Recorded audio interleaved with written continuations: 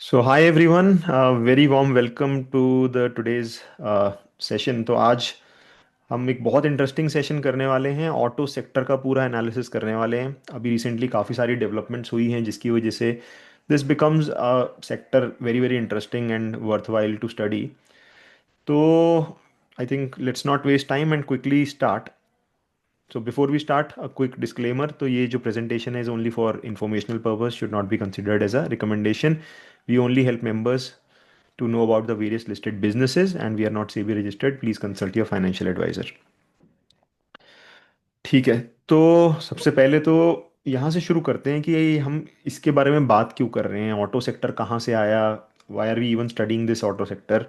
तो दो दो रीजंस हैं प्राइमरली। एक रीज़न तो ये है कि ये ऑब्वियसली एक ग्रोइंग सेक्टर है, पीछे भी बहुत ज़्यादा अच्छे से ग्रो करता आया है अगर आप पिछले 10-15 सालों की हिस्ट्री देखोगे।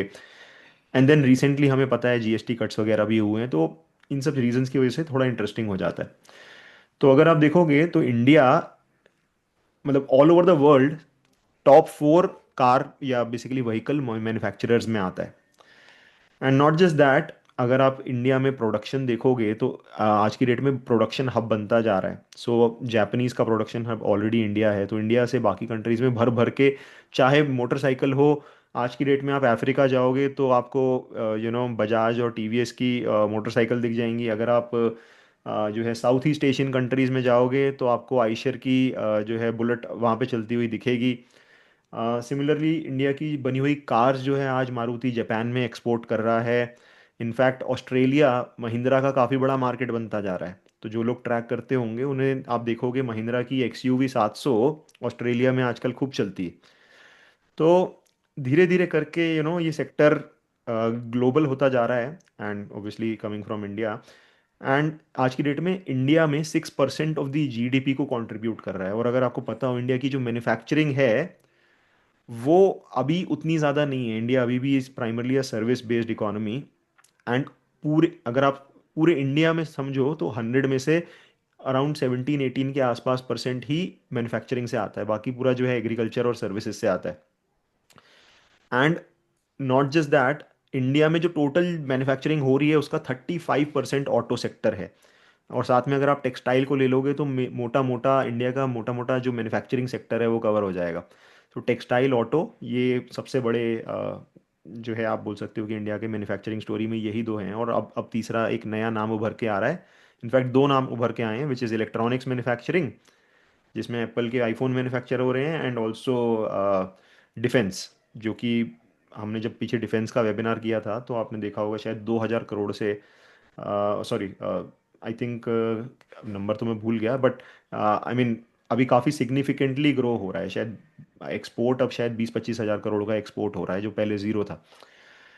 सो बहुत तेज़ी से ग्रो कर रहा है इंडिया। कॉस्ट कॉम्पिटिटिव मार्केट है।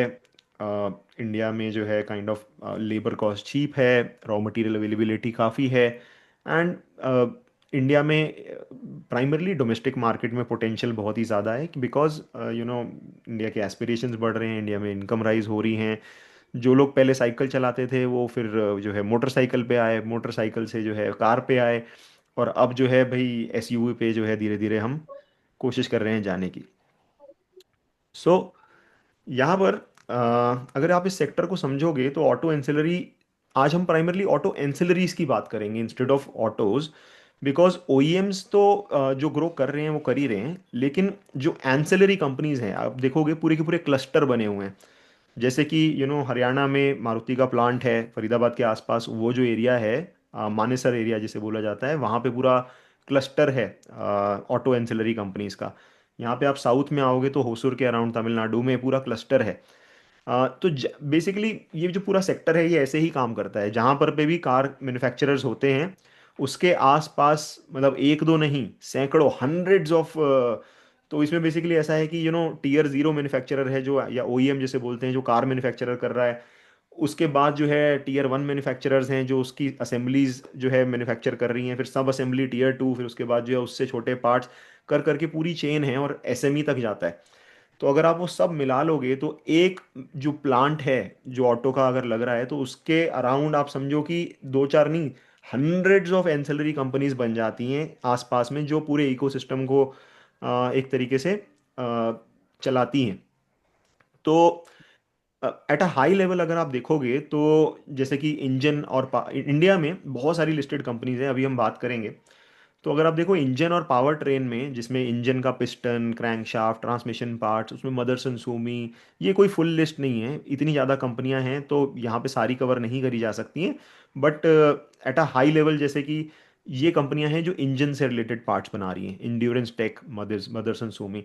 इलेक्ट्रॉनिक्स का सामान उसमें लगता है, उसमें जो है ल्यूमेक्स हो गई, यूनो मिंडा या मिंडा कॉर्प, ये सब कंपनियां हैं।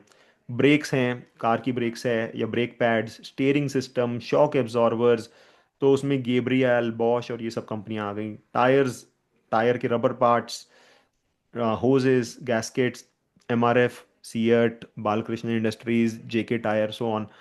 बॉडी और चेसिस वगैरह बनाने के लिए JBM Auto, Steel Strip Wheels, and then TVS auto parts and Bosch, ये सब आफ्टर मार्केट सर्विस। ये बहुत ही छोटी लिस्ट है, just to give you some idea. अगर एक्चुअली मैं देखूं तो इंडिया में, चलिए ये एक क्वेश्चन है आपके लिए, सो लेट्स सी कितने लोग गेस कर पाते हैं। तो आपको गेस ये करना है इंडिया में कितनी ऑटो एंसिलरी कंपनीज लिस्टेड हैं। तो जो भी आपको लगता है एक एक एक कमेंट में आप डाल दीजिए, 10 हैं, 20 हैं, 50 हैं, जो भी आपको, कोई भी एक वाइल्ड गेस। तो अलग अलग नंबर्स आ रहे हैं, मैं आपको बताता हूँ एक्चुअली में कितने ऑटो इंश्योरेंस, ये लिस्टेड की बात कर रहा हूँ, और इससे कहीं ज़्यादा ऐसी हैं जो अनलिस्टेड में हैं। सारी तो लिस्ट भी नहीं होती हैं, तो ऑलमोस्ट 111 कंपनीज हैं। वन ऑफ द बिगेस्ट, मतलब one of the largest number of companies in any sector जो लिस्टेड है। 111 कंपनियां लिस्टेड स्पेस में हैं और आती रहती हैं और भी, और 114 if you include the dealerships, जो कार डीलर्स वगैरह हैं। सो अब बात आती है भाई, हम ये क्यों बात कर रहे हैं, why are we even studying this sector. The main reason we got attracted to this sector is because of the GST cuts. तो आपको याद होगा ट्रम्प साहब ने क्या किया था। ट्रम्प साहब ने टैरिफ लगा दिए थे 50% के, तो ऑटो एंसिलरीज भी काफ़ी एक्सपोर्ट करती हैं इंडिया से।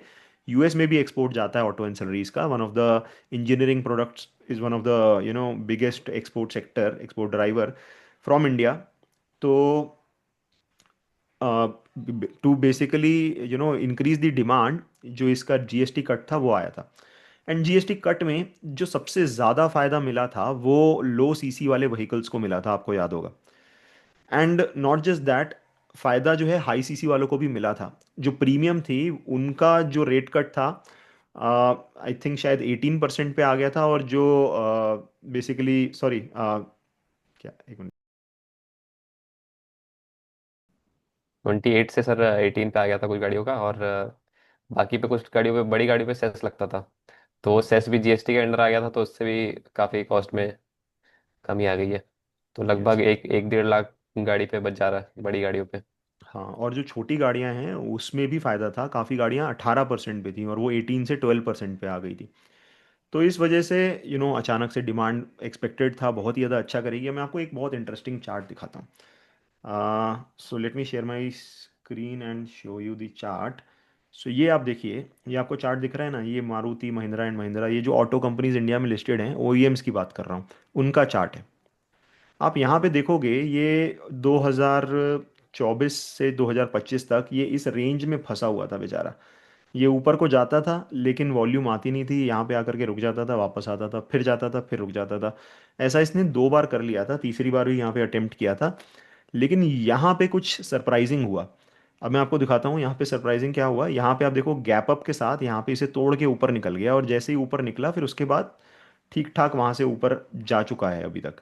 सो फॉर एग्जांपल अगर आप इस ब्रेकआउट के बाद देखेंगे तो अभी ये 13-14% ऊपर है, एट द पीक 18% ऊपर है। बट ये मैं बेसिकली ओईएम्स की बात कर रहा हूँ, अभी हम एंसिलरी का चार्ट भी देखेंगे। तो जब आप इसे देखते हो तो आपको एक इंटरेस्टिंग चीज़ दिखेगी कि ये गैप अप किस दिन आया। यहाँ पे आप देखिए 14 अगस्त, एक दिन पहले। और 15 अगस्त को आपको याद होगा मोदी जी ने एक अनाउंसमेंट करी थी 15 अगस्त में। उन्होंने क्या बोला था कि भैया 15 अगस्त में हम आपको एक तोहफा दिवाली देना में। चाहते हैं, एक गिफ्ट देना चाहते हैं। हाँ। और वो गिफ्ट क्या था? उन्होंने हिंट दे दिया था इशारों इशारों में कि भैया हम जीएसटी कट लेकर आने वाले हैं। इनफैक्ट उन्होंने कोई सेक्टर नहीं बताया था, कुछ नहीं बताया था, लेकिन मार्केट में, न्यूज़ में, हर जगह पे चर्चा चलने लगी थी कि ऑटोज़ को फ़ायदा मिलेगा, ऑटोज़ को फ़ायदा मिलेगा। एंड जीएसटी कट का एक्चुअली में सबसे ज़्यादा फ़ायदा आप बोलोगे तो रियल एस्टेट और ऑटोज़ को ही मिला है, क्योंकि ये जो चीज़ें होती हैं ये लोन पे ज़्यादा ली जाती हैं। एंड इसमें जीएसटी कट में अगर आप देखो कि भाई 20 लाख की गाड़ी है और 2 लाख रुपए भी कम हो गया, तो डिमांड बहुत अच्छे से इंक्रीज़ होती है, क्योंकि काफ़ी लोग हैं जो कि एज पे होते हैं, खरीदें ना खरीदें, और वो ऑफ़र चल रहा होता है तो फिर काफ़ी लोग खरीद लेते हैं। और उस दिन से इनफैक्ट मैं आपको एक चार्ट और दिखाता हूँ एंसेलरी कंपनीज का। एंसेलरी कंपनीज यहाँ पर आप देखो, यहाँ पे जो है ये ट्रम्प के टैरिफ चल रहे थे, तो ये बेसिकली पूरा का पूरा गिर रहा था। ये इंडेक्स है बेसिकली, मैं आपको दिखाता हूँ मैंने किया क्या है।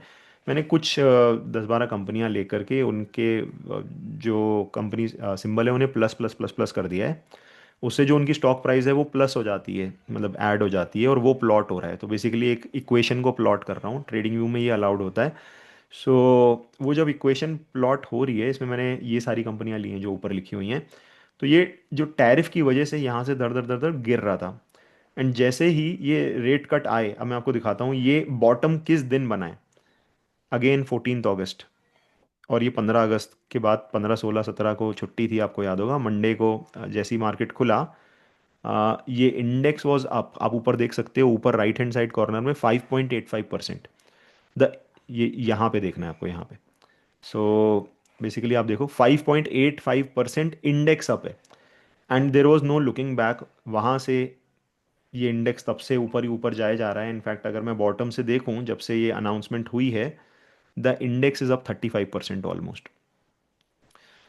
सो इवन दो सितंबर से नवंबर में मार्केट ने उतना ज़्यादा अच्छा नहीं किया है, लेकिन आई थिंक वही है ना कि sector is more important than stock. कितनों लोगों के पोर्टफोलियो इस पीरियड में 35% अप हुए हैं, मतलब ये पीरियड कोई बहुत ज़्यादा अच्छा नहीं रहा है मार्केट के लिए। बट आई मीन एक जनरल बात ये है कि भाई अगर आपको कुछ ऐसा दिखे कि यहाँ पे श्योर शॉट यहाँ पे कुछ हुआ है, सो ये एक तरीके से पीड ही था। पीड में जब हम देखते हैं ना, रिजल्ट आया, रिजल्ट को एब्जॉर्ब होने में टाइम लगा। यहाँ पे 15 अगस्त को जब अनाउंसमेंट आई तो उसका जो इफेक्ट है उसे आने में लगभग 3-4 महीना लग गया, and that was the window of opportunity. But क्या इसका मतलब ये है कि यहाँ पर अब जो है भाई सेक्टर ख़त्म हो गया है बहुत ही, अब तो यार इतना बढ़ गया है? तो मैं आपको एक चार्ट और दिखाता हूँ। इसी चार्ट को मैं थोड़ा पीछे जा करके दिखाता हूँ।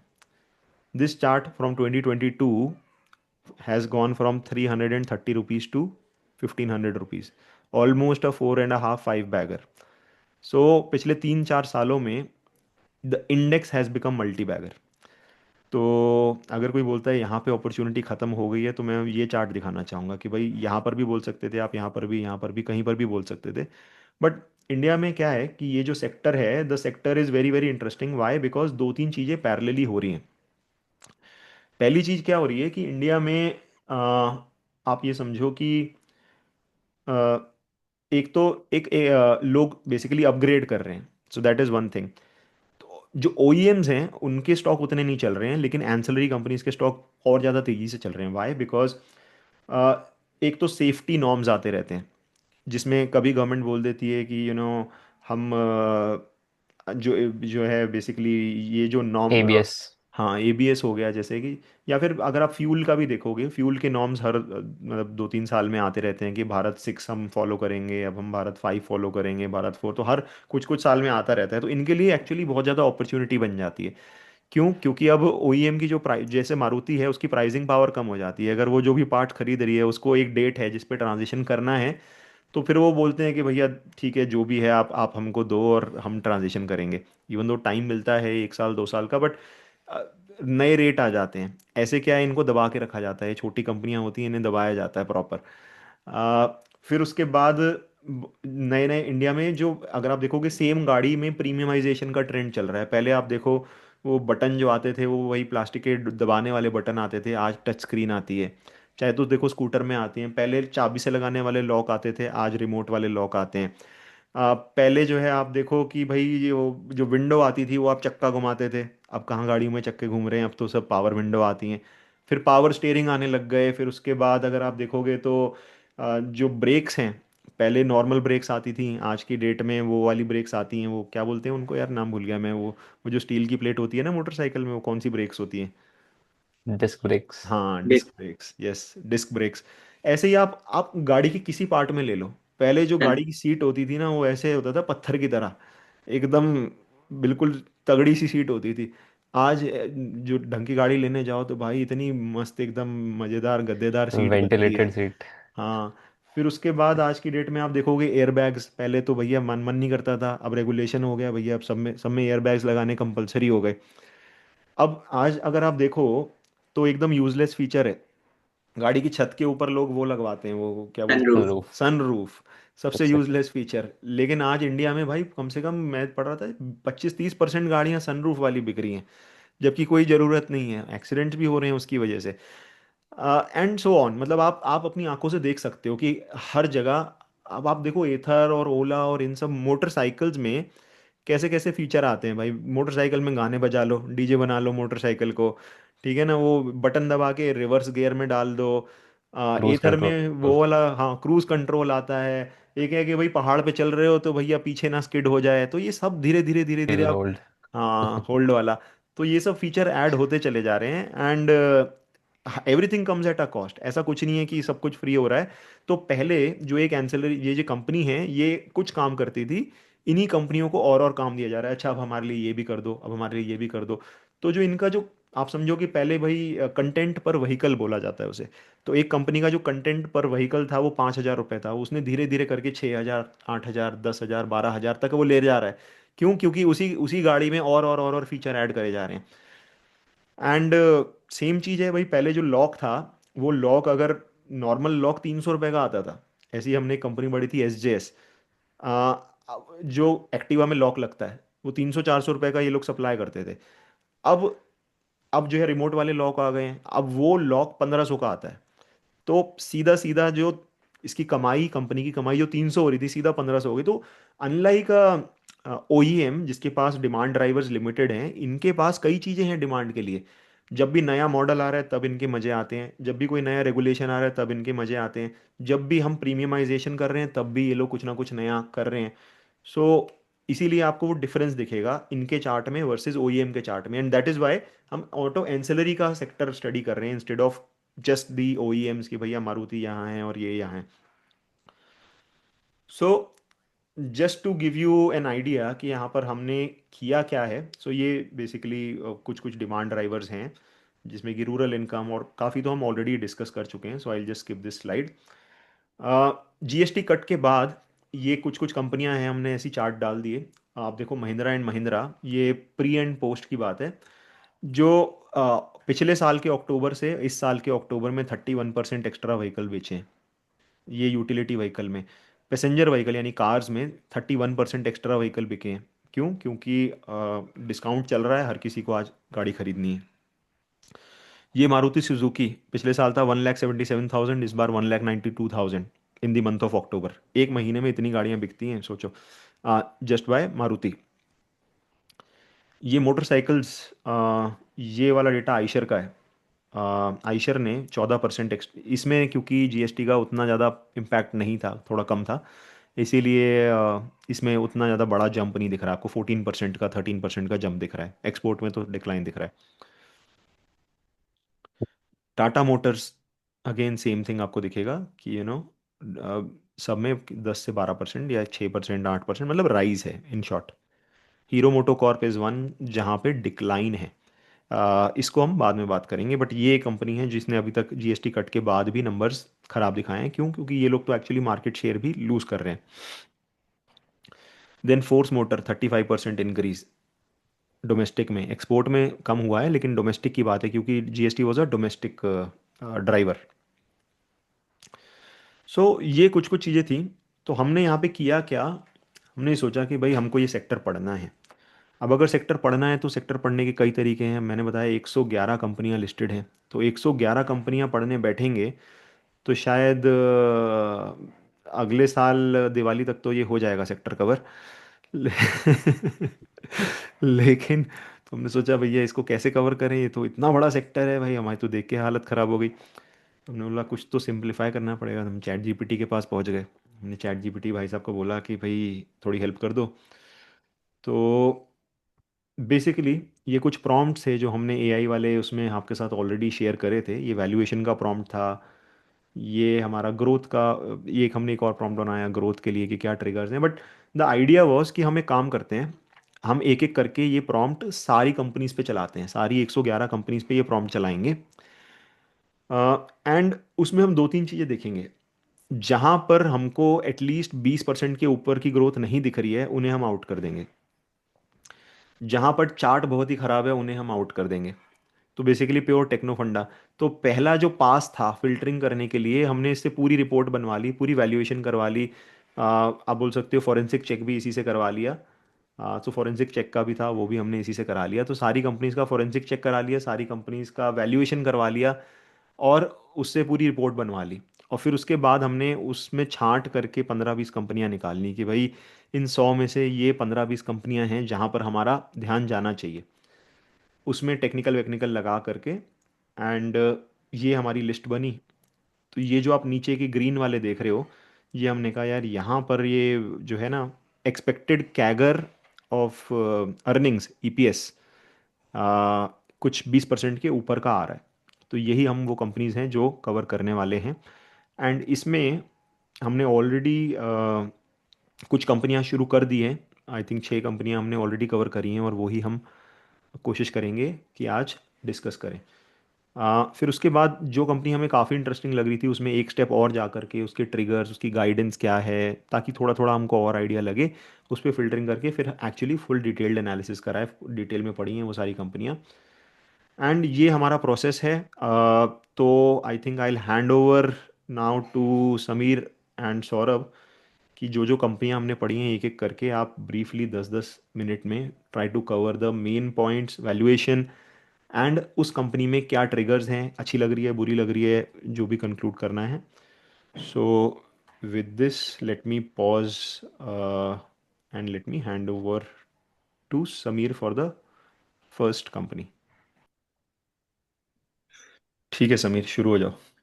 तो सर जो पहली कंपनी हम बात करेंगे वो एसजेएस इंटरप्राइजेज है। इसकी हमने ओके। पहले भी काफ़ी डिटेल में एक वीडियो बना रखी है। तो पहले इसका बिजनेस समझ लेते हैं। तो ये कंपनी एक्चुअली दो तीन तरह के प्रोडक्ट्स बनाती है। इंस्ट्रूमेंट क्लस्टर के जो ऊपर के पैनल्स होते हैं, और जो प्लास्टिक के पार्ट्स वगैरह होते हैं जो ऑटो सेक्टर्स में और कंज्यूमर ड्यूरेबल में लगते हैं, और कुछ इनके बॉडी डिटेल्स और ग्राफिक्स आते हैं। तो ये दो तीन तरह के प्रोडक्ट्स कंपनी बनाती है। क्या होता है बॉडी डिटेल? वो अभी थोड़ा सा डिटेल में बता देता हूँ। तो तीन चार तरह की टेक्नोलॉजी है इनके पास जो प्लास्टिक पार्ट्स में ये यूज़ करते हैं। जो जो प्लास्टिक पार्ट्स मैंने अभी दिखाया आपको, ये जो प्लास्टिक पार्ट्स बना रहे हैं कंज्यूमर ड्यूरेबल और ऑटो ऑटो के लिए। तो उसमें इन मॉड्यूल लेबलिंग जो प्लास्टिक के अंदर ये इंजेक्ट करके लेबलिंग वगैरह कर देते हैं। इन मॉड्यूल फोमिंग जिसमें कि ये फोम के थ्रू 3D डिजाइन्स वगैरह बनाते हैं। और इन मॉड्यूल इलेक्ट्रॉनिक्स जो कि ये प्लास्टिक के अंदर जो सेंसर्स वगैरह लगाते हैं, हम एलईडी लाइट्स वगैरह लगाते हैं, वो सब काम करते हैं। तो इन तो ये शॉर्ट इनकी। इनका काम तो मेनली प्लास्टिक वाला है, हाँ लेकिन हाँ जो यूसेज है उसमें कई टेक्नोलॉजी हैं।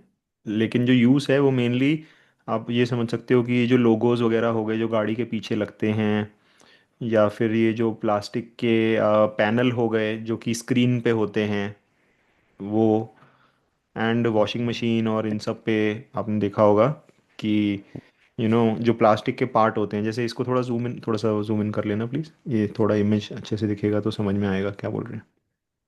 ये वाले जो पैनल्स रहते हैं ना, इनके अंदर जो इलेक्ट्रॉनिक्स हाँ। लगते हैं या फिर स्क्रीन्स लगती हैं, यस। ये सब इन मॉड्यूल इलेक्ट्रॉनिक्स में आते हैं। तो वो टेक्नोलॉजी के बारे में बता रहा था मैं। तीन तीन तरह की टेक्नोलॉजी है इनके पास, तीन चार तरह की। हम्म। तो उन उन टेक्नोलॉजी के थ्रू ये जो पार्ट्स बनाते हैं, इसलिए इनके मार्जिन्स वगैरह इनको अच्छे मिलते हैं। हम्म। तो बेसिकली जो भी ऑटो सेक्टर्स में प्लास्टिक के पार्ट्स वगैरह लगते हैं, पैनल्स, और जो कंज्यूमर ड्यूरेबल में पैनल लगते हैं, वो सब ये बनाते हैं। तो एक तो होता है टच स्क्रीन, ये टच स्क्रीन वाले नहीं है, जो बटन हो जैसे वॉशिंग मशीन में बटन्स होते हैं। तो वो जो हाँ पूरा पूरा हाँ पैनल है जिसमें सब लाइटें वाइटें लगी हैं, जो भी सब रीडिंग्स आ रही हैं, वो बेसिकली उसका प्लास्टिक का काम करते हैं। हाँ हाँ, ये प्लास्टिक का काम करते हैं और उसमें इलेक्ट्रॉनिक फिटिंग भी कर देते हैं। क्योंकि अच्छा। जो उसके अंदर सेंसर्स लगेंगे वो टच स्क्रीन लगेंगे, तो वो भी ओके। इनको फिट करने रहते हैं। ठीक है।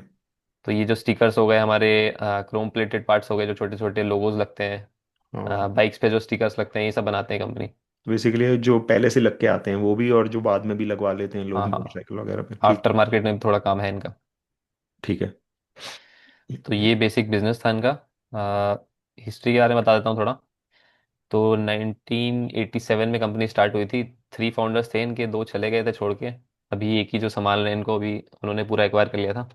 हम्म। बाकी 2 इन्होंने रिसेंटली एक्विजिशन किए थे, हम्म। एक्सोटेक प्लास्टिक्स और वॉल्टर पैक इंडिया।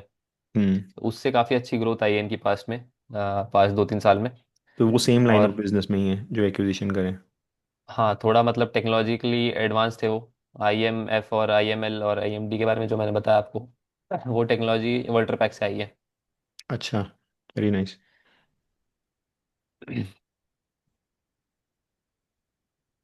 तो पार्ट्स के बारे में बता दिया, मैं की ग्रोथ ड्राइवर्स के बारे में बता देता हूँ थोड़ा। हम्म। तो अभी जो इनकी कंडीशन चल रही थी उसमें कुछ नए ट्रिगर्स इनके पास प्ले आउट हो रहे थे। जैसे कि एक 250 करोड़ की डील हुई इनकी हीरो मोटोकॉर्प के साथ। इससे पहले हीरो मोटोकॉर्प इनकी कस्टमर नहीं थी। तो हम्म। ये नया कस्टमर ब्रेक थ्रू मिला है इन्हें। तो और ये काफ़ी बड़ा कस्टमर है इनके लिए, हम्म। मतलब बड़ा कस्टमर हो सकता है इनके लिए। हम्म। एक्सपोर्ट से भी कंपनी का काफ़ी फोकस है, अराउंड 6% एक्सपोर्ट्स आ रहा था अभी। हम्म। और इस बार का जो रिजल्ट आए वो भी अच्छा है, और अराउंड जो गाइडेंस दिया है इन्होंने उसको डबल करने की दी है। जो एक्सपोर्ट 6% चल रहा है उसको अराउंड 12, 13, 14% का एक्सपोर्ट ले जाना है इनको। हम्म। न्यू प्रोडक्ट लॉन्चेस भी चल रहे हैं। अभी हाल ही में एक नोटिफिकेशन आई थी, हमने इसको डेली बाइट्स में भी कवर किया था।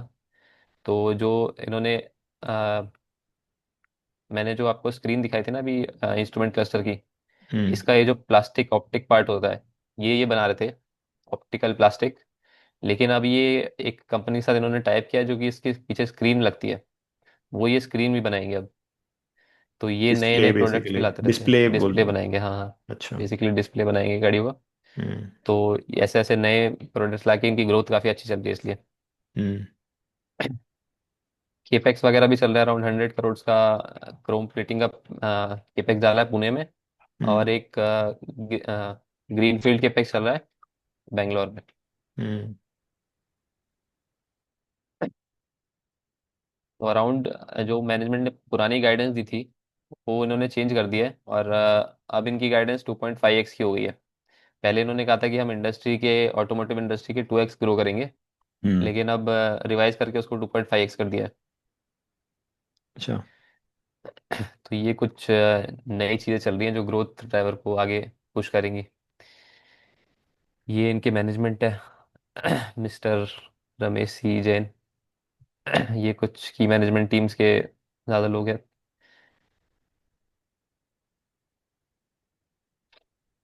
मेनली इनका अगर रेवेन्यू मिक्स देखें तो SGS से अराउंड 50% और रेवेन्यू आ रहा था। जो WPI वॉल्टर पैक के बारे में बताया मैंने, उससे इनका 22% ऑफ रेवेन्यू आ रहा था पास्ट में। और SGS डीको प्लास से अराउंड 27% का रेवेन्यू आ रहा हम्म। था। कंपनी की ऑर्डर बुक भी बढ़ते जा रही है। Current order book 85% of forecasted revenue को कवर कर रही थी पिछले क्वार्टर तक। इस क्वार्टर में अपडेट आया कि वो लगभग पूरा FY 26 का रेवेन्यू कवर कर सकती है। तो ऑर्डर बुक भी इंक्रीज हो रही है। बाकी ज़्यादा रिस्क कंपनी में है नहीं, काफ़ी स्टेबल कंपनी है। इनके अगर आप मार्जिन भी देखेंगे तो काफ़ी टाइम से स्टेबल मार्जिन चल रहे हैं। और इंडस्ट्री को 24 क्वार्टर से कंजिक्यूटिवली बीट कर रहे हैं। तो इंडस्ट्री से ज़्यादा अच्छी ग्रोथ आती है इनकी हर क्वार्टर। और उसका ईयरली दिखाना, कंसिस्टेंट, एक मिनट, ईयरली वाला दिखाना प्रॉप P&L। कंसिस्टेंट। तो अगर आप देखोगे 370, 433, 628, 760, तो ग्रोथ ऑलमोस्ट हमेशा ही आती है, 15 से 20% की तो आती है, और बीच बीच में तो 40-40% की भी आ जाती है जब कोई एक्विजिशन वगैरह कर लेते हैं तो। और मार्जिन काफ़ी स्टेबल हैं, काफ़ी, मतलब I think one of the very good companies in this. So मुझे याद है ये कंपनी मैंने आज से 4-5 साल पहले पढ़ी थी। तो उस टाइम पे आई थिंक 4-5 साल नहीं, मतलब शायद 2022 में ही पढ़ी थी, 3 साल पहले। तो उस टाइम पे जब पढ़ी थी तो ये बोल के रिजेक्ट कर दी थी कि उस टाइम पे ये सिर्फ स्टिकर वाला काम करते थे, जो अच्छा अच्छा अच्छा। मोटरसाइकिल ये सब जो ये बाद में तुमने बताया वो सब बाद में आया है। तो मैं बोला यार स्टिकर वाली, और उस टाइम मार्जिन 30% थे। तो इसकी काफ़ी हाइप थी। और मैं इन पे मतलब नई नई कंपनी थी तो मैं भरोसा ही नहीं कर पाया। मैंने कहा यार ये भाई इंजन के इतने कोर पार्ट्स बना रहे हैं, ये भाई कुछ प्रिसीजन कंपोनेंट्स बना रहे हैं, ये 30% मार्जिन नहीं कर रहे, स्टिकर लगा लगा के 30% मार्जिन कर रहे हैं। वो बेसिकली खाली स्टिकर वाला काम था इनका उस टाइम पे। तो मैंने, मुझे याद है उस टाइम पे मैं एक वीडियो बनाया करता था। तो मैंने वो शायद एसजीएस पे भी वीडियो भी बनाया था उस टाइम पे, अपने पिछले वाले चैनल पे।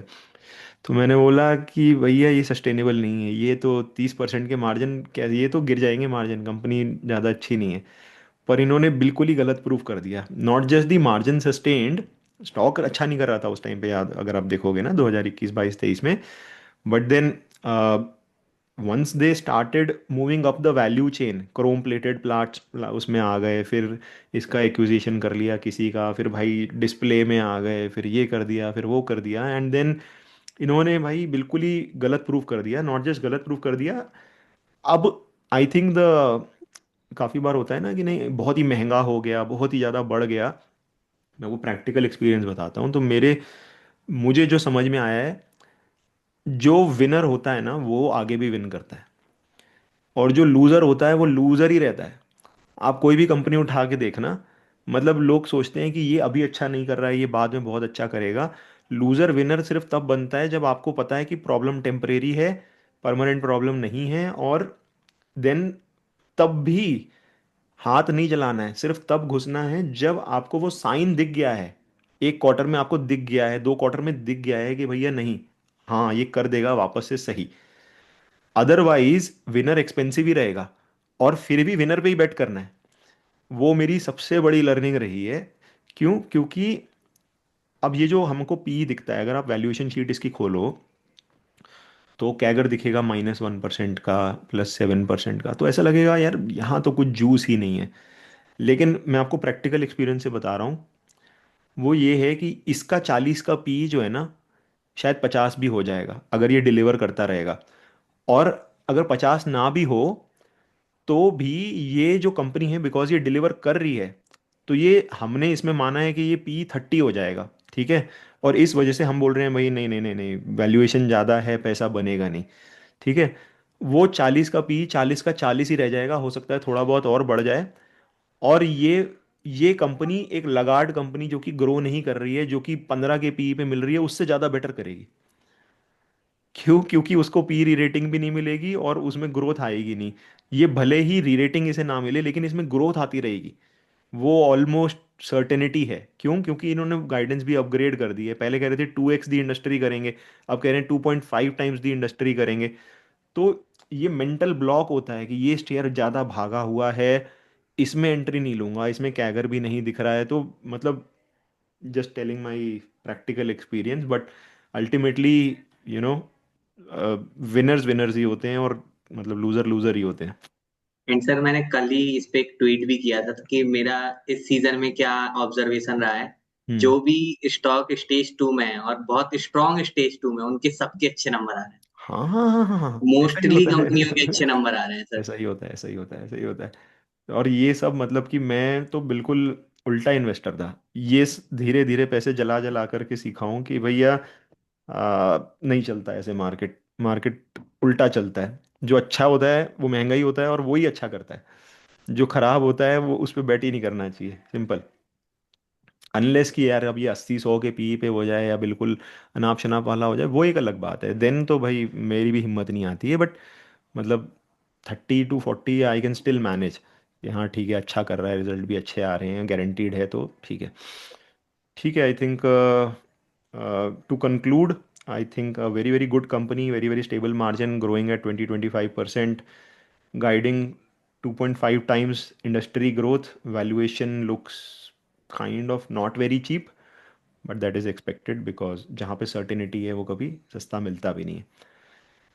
तो ठीक है, अभी इतना रुकते हैं, अगली कंपनी पर आते हैं।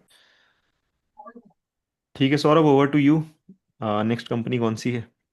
सो the next company is sir Lumax auto. ठीक है। तो सबसे पहले इनके बिजनेस पे ही आते हैं कि ये कंपनी करती क्या है। तो हम्म। इनके सर तीन चार बिजनेस डिवीजन है। एक एडवांस प्लास्टिक वाला डिवीजन है, जिसमें ये सारे प्रोडक्ट बनाते हैं। डोर पैनल हो गया, एयर इनटेक सिस्टम हो गया, ट्रिम्स हो गया, हेडलैम्प हो गया। सो ये इनका एडवांस प्लास्टिक वाला सेगमेंट है।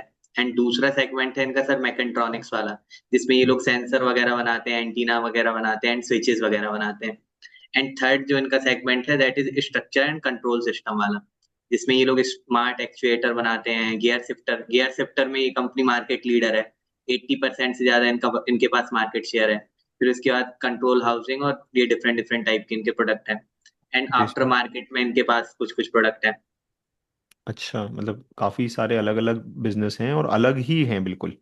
Yes sir. तो इधर प्लास्टिक का काम भी कर रहे हैं, जिसमें प्लास्टिक के पैनल्स हो गए दरवाजे पे लगने वाले, प्लास्टिक की लाइट्स हो गई, प्लास्टिक के कॉकपिट एंड कंसोल भी हो गए, tail lamps, front end rear fenders हो गए, पूरा प्लास्टिक। एसी के भी वो हो गए, वो एसी का ही है ना, वो जो भी लिखा है वो। Air intake system. एयर हाँ, intake system. Air intake system, हाँ वो ये इसी के अंदर ही कुछ होता होगा। फ्यूल टैंक, तो मतलब प्लास्टिक की चीज़ें भी बना रहे हैं, और एक मिनट इलेक्ट्रॉनिक्स की चीज़ें भी बना रहे हैं, लाइटिंग की और भी है। लाइट और ये मेटल वाली चीज़ें भी बना रहे हैं स्ट्रक्चर से related, and then readymade branded चीज़ें भी बेच रहे हैं ओईएम मार्केट में। तो काफ़ी फैला हुआ बिजनेस है। Yes sir. काफी फैला हुआ बिजनेस है, बहुत सारे प्रोडक्ट हैं इनके पास। ठीक है। लुब्रिकेंट, इंजन ऑयल सब कुछ सप्लाई करते हैं आफ्टर मार्केट में ये लोग। परफेक्ट। सो ये इनका मेन बिजनेस ये है। एंड इसके बाद इन्होंने एक कंपनी को एक्वायर किया है, ग्रीन फ्यूल करके कंपनी, उससे ये प्रोडक्ट मिले इनके पास जो अभी ये प्रोडक्ट है, ये सारे प्रोडक्ट सर मेनली ईवी में यूज होते हैं, और जो नॉर्मल डीजल और कार वाली, वो डीजल एंड पेट्रोल वाली व्हीकल होती है उसमें यूज होते हैं। लेकिन जो सीएनजी व्हीकल होती है और आने वाली जो हाइड्रोजन व्हीकल है, उसके लिए भी इनके पास प्रोडक्ट रेडी है। ये जो एक्विजिशन किया है इन्होंने ग्रीन फ्यूल का, उसके ये डिफरेंट डिफरेंट प्रोडक्ट है, जिसमें सीएनजी मैनिफोल्ड है, एनजीबी फिलिंग वाल्व है, H2 रिसेप्टिबल है, सीएनजी सिलेंडर है। तो ये सारे प्रोडक्ट इनको इनके पास एक्विजिशन करने के बाद आए। तो पहले इनके पास आइस और ईवी था, अब ice EV plus hydrogen and CNG भी हो गया है इनके पास। तो वाह, पूरा बुके कंप्लीट हो गया अब इनका। Very nice. ठीक है। Oh sorry,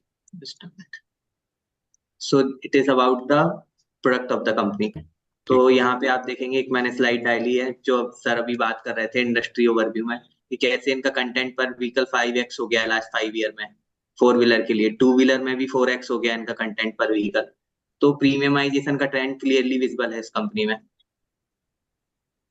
hmm. So and it is a proxy to Mahindra and Mahindra, क्योंकि 27% सेल इनकी महिंद्रा से ही आती है। Very so nice. It is about the business of the company. अगर मेन ट्रिगर की बात करें तो इसमें सर वॉलेट शेयर गेन हो रहा है ड्यू टू प्रीमियमाइजेशन, जैसा मैंने ऊपर अभी दिखाया। उसके बाद अभी इन्होंने दो एक्विजिशन किए, ग्रीन फ्यूल का एंड आईएसी का। सो इन दोनों कंपनियों में मार्जिन 17 से 18% के। और आप अगर इस कंपनी के मार्जिन देखेंगे कंसोलिडेटेड लेवल पे, तो 13% के, 11 से 13% के। सो यहाँ से मार्जिन इंप्रूव होने का क्लियर चांसेस है इनके पास, एंड मैनेजमेंट भी वही गाइड कर रही है कि हमारा मार्जिन इंप्रूव होगा। एंड आफ्टर मार्केट में ये लोग अभी ज्यादा फोकस कर रहे हैं जहाँ पे बेटर मार्जिन है। प्रॉक्सी टू एमएनएम है, एमएनएम के कुछ कुछ नई गाड़ियां आ रही हैं, वहां पे भी ये लोग विन करने वाले हैं कुछ कुछ नई डील, लास्ट स्टेज में इनकी बात चल रही है। फिर इसके बाद इनका प्रोडक्ट मिक्स चेंज हो रहा है just because of green fuel and IAC. फिर इसके बाद ये अल्टरनेटिव फ्यूल में भी जा रहे हैं, जो मैंने अभी दिखाया, हाइड्रोजन हो गया या सीएनजी वाली व्हीकल हो गई। So these are the main trigger in the company. एंड इसके बाद एक और जो मेन ट्रिगर है वो है कि इनका, ये लोग अभी टीयर 1 ओईएम सप्लायर हैं, जो कि ये लोग ट्राई कर रहे हैं 0.5 सप्लायर होने का। टीयर 1 में बेसिकली डायरेक्ट ओईएम को ये लोग हार्डवेयर सेल करते थे, टीयर 0.5 में ये लोग हार्डवेयर प्लस सॉफ्टवेयर को इंटीग्रेट करके सेल करेंगे। सो मीन्स ये वैल्यू चेन में क्लाइम कर रहे हैं अपवर्ड की साइड। एंड इसके अलावा ऑर्डर बुक की बात करेंगे तो 1500 करोड़ की ऑर्डर बुक है कंपनी के पास, जिसमें से FY 26 में 8% ही एग्जीक्यूट होनी है। लेकिन मोस्टली जो एग्जीक्यूट होनी है ऑर्डर बुक, वो FY 27 28 में होनी है, 40% के समथिंग। सो ये भी ट्रिगर है कि इनका आगे जाके जो रेवेन्यू है वो इंक्रीज होने वाला है, प्लस मार्जिन भी इंप्रूव होने वाले हैं, जैसा कि मैंने ऊपर बताया। एंड रेवेन्यू मिक्स की अगर बात करते हैं कंपनी के, सो अगर आप देखेंगे तो यहाँ एडवांस प्लास्टिक से मेनली 56% आता है। फिर उसके बाद कंट्रोल सिस्टम से 20%, एंड जो डिफरेंट डिफरेंट वर्टिकल्स हैं उनसे भी कुछ कुछ आता है।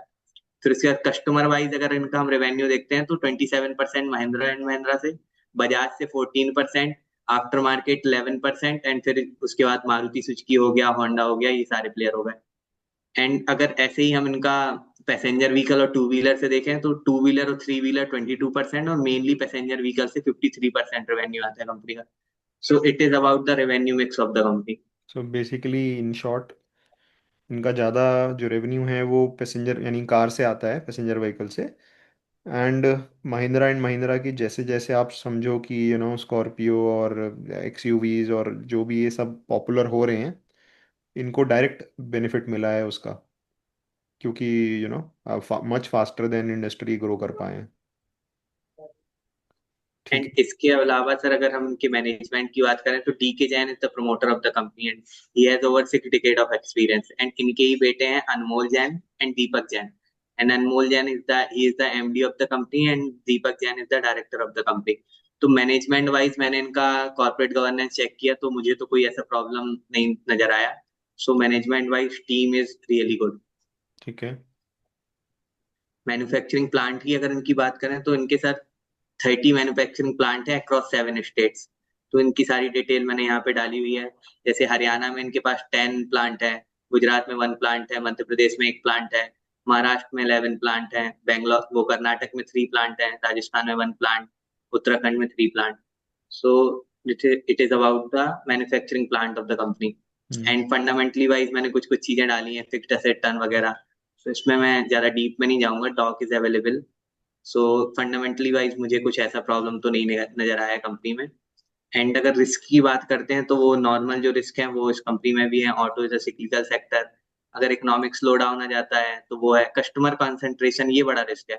महिंद्रा एंड महिंद्रा की अगर सेल या फिर बजाज की सेल डिप होने लगती है तो वो बड़ा रिस्क है इस कंपनी में. हम्म. फिर उसके बाद रॉ मटेरियल वॉलिटिलिटी. हाँ एक और चीज थी सर, मैं ये इनका उस पर देख रहा था. तो इन्वेस्टर्स में अगर आप देखेंगे तो लास्ट 2 ईयर में 29,000 से 49,000 हो गए. तो थोड़ा सा मुझे लगा तो मैंने ये चीज भी यहाँ पे मेंशन कर दी है कि वीक हैंड थोड़ा सा इंक्रीज हो गए हैं इस कंपनी में. हम्म. सप्लाई चेन का इशू मैं कॉन कॉल सुन रहा था, वहां मैनेजमेंट बार बार रिएटरेट कर रहा था इसी बात को कि रियर अर्थ मेटल को लेके थोड़ा सा सप्लाई चेन का इशू है. So these are the risk pointer in the company. ठीक है. इसमें ग्रोथ के क्या, मेनली मुझे ग्रोथ और वैल्यूएशन में इंटरेस्ट है. तो ग्रोथ आ रही है तो कहाँ से आएगी, कितनी आएगी, क्यों आएगी? सो अगर वैल्यूएशन की बात करें सर तो कंपनी गाइड करती है नेक्स्ट 3 ईयर के लिए. कंपनी का गाइडेंस है 20% CAGR का, लेकिन पीछे भी इन लोगों ने वो अंडर प्रॉमिस करके ओवर डिलीवरी किया है कंपनी ने. और जिस हिसाब से इनका Q1 आया है और जिस हिसाब से इनके पास ऑर्डर बुक है, प्लस ये जो ग्रीन फ्यूल का एक्विजिशन किया है कंपनी ने एंड एक और कंपनी IAC का, उसकी भी ऑर्डर बुक काफी है. यहाँ पे मैंने शायद दिखाया है, जस्ट अ मिनट में एक स्लाइड शो करता हूँ. ये जो IAC है इसका 800 करोड़ की ऑर्डर बुक है इसके पास. एंड 100% शेयर होल्डिंग हो गई है इनके पास. पहले 85% थी, रिसेंटली 15% और खरीद लिया है अभी FY 25 में. तो 100% इनके पास इसकी शेयर होल्डिंग है. एंड 800 करोड़ की ऑर्डर बुक है इस कंपनी के पास. एंड जो ग्रीन फ्यूल जिसकी मैं बात कर रहा था उसके पास भी 200 करोड़ की ऑर्डर बुक है. एंड 60% शेयर इनके पास है ग्रीन फ्यूल में. सो इस सबको कंबाइन करते हुए मैंने ये जो सीट बनाई है सर, रीजनेबल एस्टिमेट लेके 16% का CAGR आता है नेक्स्ट 3 ईयर में. एक मिनट, इसके एंड एक और फंडामेंटल्स भी देख लेते हैं इसके बाद. एंड एक और इंटरेस्टिंग चीज सर, जब मैंने ये बनाई थी तब ये 20% का CAGR था, लेकिन कल ये 4% चल गई कंपनी. वो इसलिए क्योंकि कल महिंद्रा के नंबर आए और महिंद्रा के नंबर अच्छे आए. अच्छा. तो एक मिनट, इसका स्क्रीनर पेज भी खोलना थोड़ा सा. मैं देखना चाह रहा हूँ कि कंपनी पास्ट में कैसा परफॉर्म करी है. चलिए. तो ये 2017, बल्कि 2016 से लेकर के 2021 तक तो थोड़ा सा ऐसे ही था, ज़्यादा अच्छा पीरियड नहीं था. ये 22 में कुछ हुआ है या अचानक से 22, 23, 24 में ये सुपर चार्ज हो गई? और महिंद्रा की सेल्स अच्छी आ रही थी सर. हाँ, महिंद्रा की वजह से और धड़ाधड़ धड़ाधड़ ग्रोथ आने लगी. मार्जिन इम्प्रूवमेंट हो गया 8-9% से 13%, जो फर्दर इम्प्रूव होगा. मतलब जो पुराने सारे के सारे नंबर्स थे वो इम्प्रूव हो गए, ग्रोथ के, पैट के, सब कुछ. अब यहाँ से भी 20% के आसपास की गाइडेंस है. यस. ठीक है, एक बार बैलेंस शीट भी और देख लेते हैं, बोरिंग वगैरह कैसी है.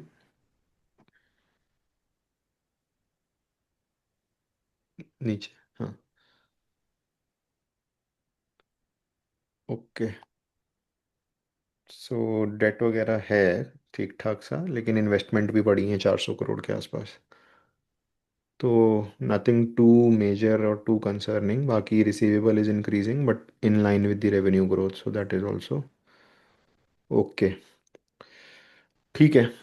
So this is the conclusion. Anything else जो तुमको ऐड करना है? और I don't have anything to ask. No sir, मतलब मेजॉरिटी ऑफ द जो भी इम्पोर्टेंट पॉइंट थे आई हैव कवर्ड एवरीथिंग। ठीक है। ठीक है, thank you so much Saurabh.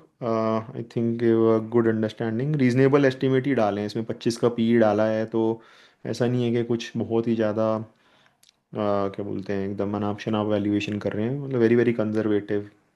ठीक है, तो उसी साइड पे ही कर रहे हैं सारी वैल्यूएशन। ठीक है। बुल केस में भी 30 का पी लिया है। हाँ, 30 का पी लिया है, स्टिल रीजनेबल। ठीक है, ग्रेट। सो इनफैक्ट अगर आपने देखा होगा, इसको हमने बोला था ईवी एबिटा पर भी वैल्यू करते हैं बिकॉज केपेक्स हैवी सेक्टर है, तो उस पर भी हम कर सकते हैं। बट क्योंकि ये जो कंपनी है प्रॉफिटेबल कंपनी है, और क्या बोलते हैं काफ़ी बार ऐसा रहता है कि नया नया केपेक्स करा है तो अर्निंग्स डिप्रेस्ड रहती है, तो पी पे वैल्यू करना मुश्किल रहता है। इन केसेस में वैसा नहीं है कि अर्निंग। डेप्रिसिएशन एंड इंटरेस्ट भी उतना ज्यादा नहीं है with respect to the PV हाँ इबिटा। हाँ हाँ इसलिए हाँ हमने सर इसको नॉर्मल पी पे ही किया है। हाँ। ठीक है, मेक सेंस, नो प्रॉब्लम। ठीक है, thank you so much. I think आगे बढ़ते हैं अगली कंपनी पर। एंड समीर, अगली कंपनी आई थिंक अब तुम्हारी करेंगे, कौन सी करने वाले हो?